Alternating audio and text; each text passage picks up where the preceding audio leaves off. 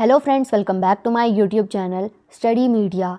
आज मैं आपके लिए लेकर आई हूँ क्लास 7 गणित की कार्यपुस्तिका का अध्याय 12 जिसका नाम है बीजीय व्यंजक। पिछली वीडियो में मैंने आपको अध्याय 11 करवाया था। अगर आप मेरे चैनल पर नए हैं और अभी तक आपने मेरे चैनल को सब्सक्राइब नहीं किया है तो प्लीज़ मेरे चैनल को सब्सक्राइब कर लें। मैंने अपने चैनल की प्लेलिस्ट बनाई हुई है, आप जिस भी लेसन को देखना चाहते हैं प्लेलिस्ट में जाके देख सकते हैं।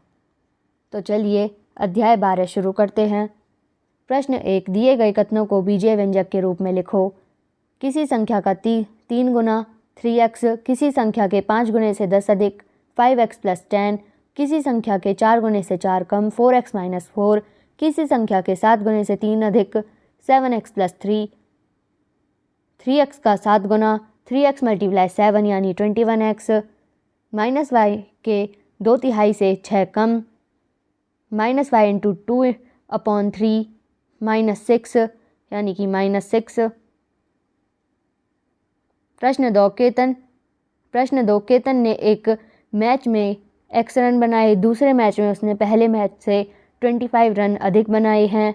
बताओ केतन ने दूसरे मैच में कुल कितने रन बनाए हैं। इसका उत्तर है x + 25। यदि x 16 हो तो केतन ने दूसरे मैच में कितने रन बनाए हैं। इसका उत्तर है 41। यदि केतन ने दूसरे मैच में 25 रन कम बनाए हैं तो दूसरे मैच के रनों की संख्या को व्यंजक के रूप में कैसे लिखेंगे। इसका उत्तर है x - 25। प्रश्न 3, नीचे दी गई तालिकाओं को समझो और पूरा करो। तो यहाँ पे हमें वैल्यू दी गई है a² x² y abc। इन सब में हम प्लस करेंगे 1, 5 और 7। तो पहले में बनेगा a² + 1 a² + 5 a² + 7। फिर बनेगा x² y + 1 x² y + 5 x² y + 7 abc + 1 abc + 5 abc + 7। ऐसे ही अब दूसरी तालिका में हमें माइनस करना है। तो x - 2y x - 5p x - z 5 - 2y। यहाँ से आप देख के इसे भर सकते हैं। प्रश्न 4, सही विकल्प पर सही का निशान लगाओ। पहला, 8x³ y³ में x³ y³ का गुणांक क्या है। इसका उत्तर है a 8। दूसरा, -2p² q में q का गुणांक क्या है। इसका उत्तर है -2p²। तीसरा, 6m² n में m² का गुणांक क्या है। इसका उत्तर है 6n। चौथा, -1/3 a² में a² का गुणांक क्या है। इसका उत्तर है -1/3। क्रियाकलाप 1, 3 पासे लो। 2 पासों पर कोई भी बीजीय पद जैसे x y x² y² x² y x 2x² 2x आदि अपने मन से सभी फलकों पर लिखो तथा एक पासे पर प्लस माइनस मल्टीप्लाई डिवाइड लिखो। अब इन पासों को उछालो और आए व्यंजकों को नीचे लिखो। अपने साथियों से चर्चा करो कि किसने सबसे अधिक बीजीय व्यंजक बनाए हैं। चित्र में दिए गए घनों को अलग अलग ढंग से लगाकर उनका योग या अंतर निकालो। जैसे -y + 3x² होगा -y + 3x²। ऐसे ही आप दूसरे बना के देख सकते हैं, जैसे 3x² + -4 y x² - y², 2x × y 2xy x² y - 2x² x² + y। प्रश्न 5, सारणी को पूरा करो।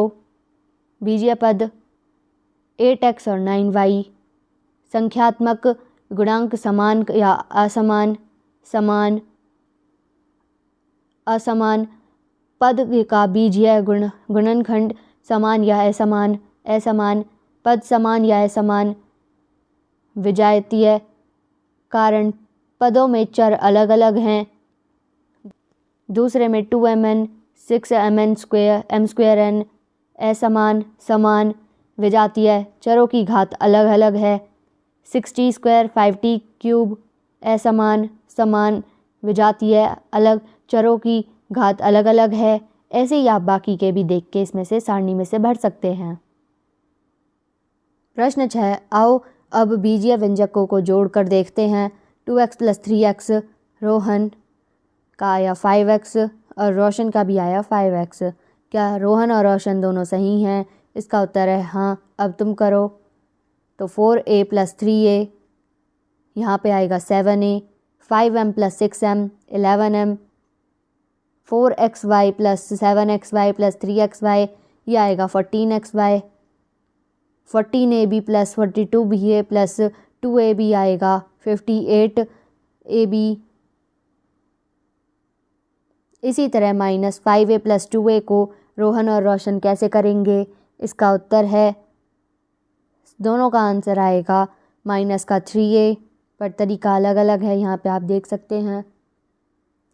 अब तुम करो।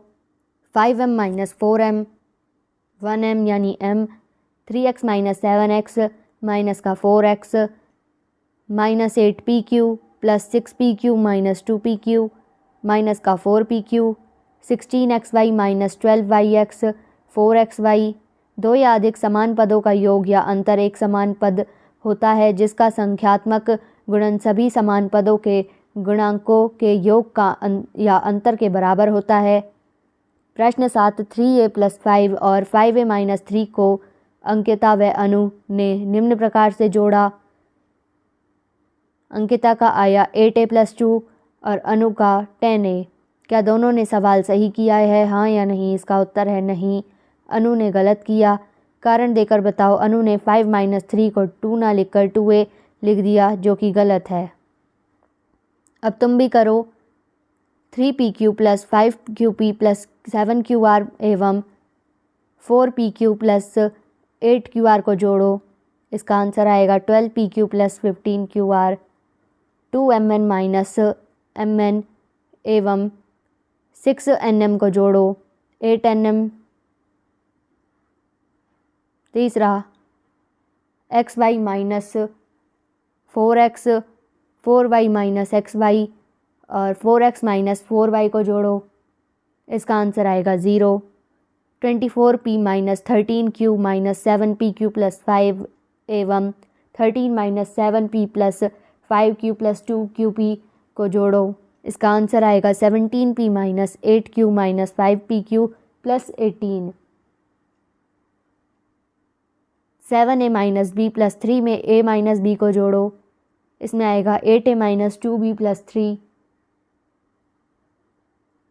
2ab + 7a - 11 में 14a + 5b - 8ab + 11 को जोड़ो। इसमें आंसर आएगा -ab + 21a। प्रश्न 8, रौनक एवं वर्षा ने सवाल 12xy + 8y - 14x में से 10xy - 2y + 13x घटाओ के निम्न प्रकार से किया। रौनक का उत्तर आया 2xy + 6y - x और वर्षा का 2xy + 10y - 27x। किसने सवाल सही किया? कारण देकर बताओ। इसका उत्तर है वर्षा ने सही किया। उसने घटा करने के लिए दूसरे व्यंजक में चिन्ह बदले। इस आधार पर तुम कुछ नियम बता सकते हो, तो बताओ। इसका उत्तर है दो व्यंजकों को घटाते समय नीचे वाले व्यंजक चिन्ह बदलने होते हैं। अब तुम करो। 2p² में से -7p² को घटाओ। इसका उत्तर आएगा 9p²। -12ab में से 2ab को घटाओ। इसका उत्तर आएगा -14ab। 3xy - 2x² - 2y² में से 6x² - 4xy + 7y को घटाओ। इसका उत्तर आएगा 7xy - 8x² - 14y²।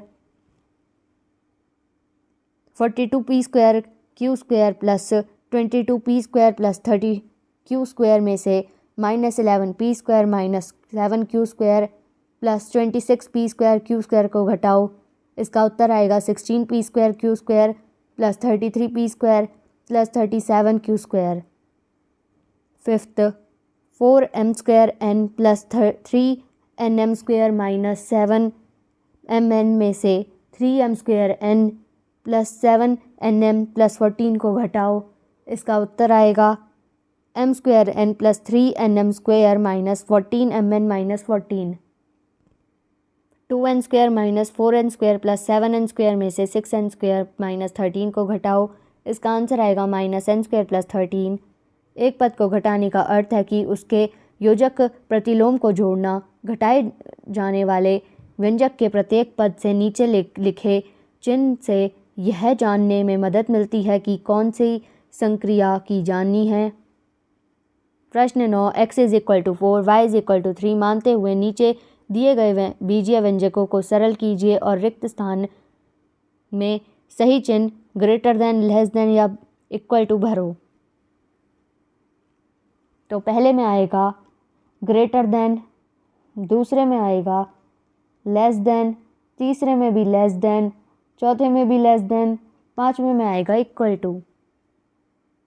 प्रश्न 10, नीचे दी गई सारणी को समझो तथा पूरा करो।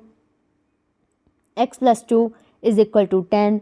कथन 2 में क्या जोड़ें कि 10 आ जाए? इसका उत्तर है 8। x - 6 = 20। कथन किस संख्या में से 6 घटाएं कि शेष 20 बचे? इसका उत्तर है 26। x² + 4 = 20।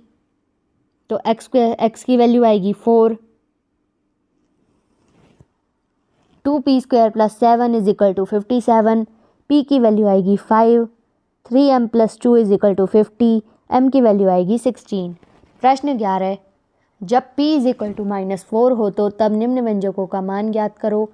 पहला 5p - 4, p की वैल्यू -4 रखेंगे तो आएगा -24। दूसरे में p की वैल्यू -4 रखने पे आएगा 57। तीसरे में आएगा -38।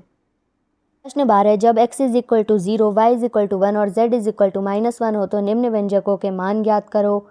इसका उत्तर है 3x + 3y, यानी कि 3 आएगा आंसर जब हम x की वैल्यू 0 और y की वैल्यू 1 रखेंगे तो। 3x² + 3y² + z, यहाँ पे वैल्यू आएगी 2। 4x² + 2y + 3z², यहाँ पे वैल्यू आएगी 5। 3x² yz + 2xy² + xyz, यहाँ पे वैल्यू आएगी 0। y² + xy + 4, यहाँ पे वैल्यू आएगी 5। y² x + x² y, यहाँ पे वैल्यू आएगी 0। प्रश्न 13, निम्न पैटर्न को समझते हुए सारणी भरो जबकि आकृतियाँ समबाहु हैं। त्रिभुज 3 × भुजा यानी कि 3l, वर्ग 4 × भुजा यानी कि 4l, पंचभुज 5 × भुजा यानी 5l, षटभुज यानी 6 × भुजा 6l, सप्तभुज यानी 7 × भुजा यानी 7l। सारणी को देखकर क्या तुम कोई नियम बता सकते हो? बताओ। किसी समबाहु त्रिभुज का परिमाप उसकी भुजाओं की लंबाई के योग के बराबर होता है। त्रिभुज के एक बिंदु से कितने विकर्ण खींचे जा सकते हैं? एक भी नहीं, क्योंकि दो सम्मुख शीर्षों को मिलाने वाली रेखा विकर्ण कहलाती है। ओहो, त्रिभुज के में भी एक ही सम्मुख शीर्ष नहीं होता है। प्रश्न 14, नीचे दी गई सारणी में खाली स्थान भरो। पहला, आकृति विकर्ण, एक शीर्ष से विकर्णों की संख्या 0, प्राप्त त्रिभुज की संख्या 0। दूसरे में 1 और 2, तीसरे में 1 और 2, चौथे में 2 और 3, पांचवें में 3 और 4। दूसरा, क्या इस आधार पर तुम कोई नियम बता सकते हो? बताओ। निम्न नियम नीचे लिखा हुआ है। n भुजा वाले किसी समबाहु के एक शीर्ष से n-3 विकर्ण खींचे जा सकते हैं और त्रिभुजों की संख्या विकर्णों से एक अधिक होगी। प्रश्न 15, नीचे कुछ आकृतियों के पैटर्न दिए गए हैं। प्रत्येक आकृति पैटर्न में आकृति की संख्या बढ़ाने से भुजाओं की संख्या भी बढ़ जाती है। प्रत्येक पैटर्न के सामने आकृतियों की संख्या n हो जाने पर भुजाओं की संख्या कितनी होगी? उसके लिए बीजीय व्यंजक लिखा है। जांच करो व बताओ कि लिखा बीजीय व्यंजक उस पैटर्न की भुजाओं की संख्या के लिए सही है या नहीं। भुजाओं की संख्या 2n + 1, 3 सही, 5 सही, 7 सही, फिर 9 आएगा। आकृतियों की संख्या, भुजाओं की संख्या 3n + 1, n की वैल्यू 1 यानी 4, 3n + 1 यानी 7, 3n + 1 10, 3n + 1 13। अब नीचे दिए गए पैटर्न के लिए सारणी भरो। आकृति की संख्या 1, भुजाओं की संख्या 7, 2, 12, 3, 17। यदि 9 आकृति हो 47, यदि n आकृति हो 5n+2। प्रश्न 16, अंग्रेजी वर्णमाला के अक्षरों को देखो और बताओ। ऐसे अक्षर जिनमें एक भी भुजा उभयनिष्ठ न हो, CLOVUTS। ऐसे अक्षर जिनमें एक भुजा उभयनिष्ठ हो, NZE। ऐसे अक्षर जिनमें दो भुजा उभयनिष्ठ हो, कोई नहीं। तो यहाँ पे ये वीडियो ख़त्म होती है। अगली वीडियो में मैं आपको अध्याय 13 करवाऊँगी। ये वीडियो आपको कैसी लगी मुझे कमेंट करके ज़रूर बताएं। वीडियो को लाइक करें, शेयर करें और चैनल को सब्सक्राइब करना ना भूलें। Thank you.